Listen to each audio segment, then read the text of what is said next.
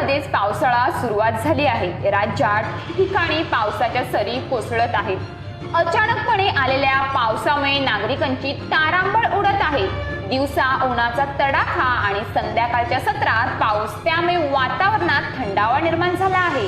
तर उधवा येथे काल सायंकाळी 4 वाजण्याच्या सुमारास अचानक वातावरणात बदल दिसून आला। अचानकपणे वादळ वाऱ्यासह मुसळधार पावसाला सुरुवात झाली। या ठिकाणी गारांचा प्रचंड मारा दिसून आला।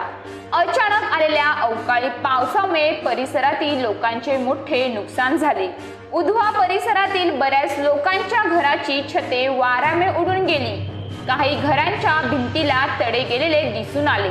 तसेच आलेल्या जोराच्या वाऱ्यामुळे परिसरातील झाडे मोडून पडली। उधवा ठाकरपाडा येथे उळमळून पडलेल्या झाडांमुळे दोन जनावरांची जीवितहानी झाली। तसेच उधवा येथील बाजारपेठेत दुकानदारांचेही बरेच नुकसान झाल्याचे दिसून आले।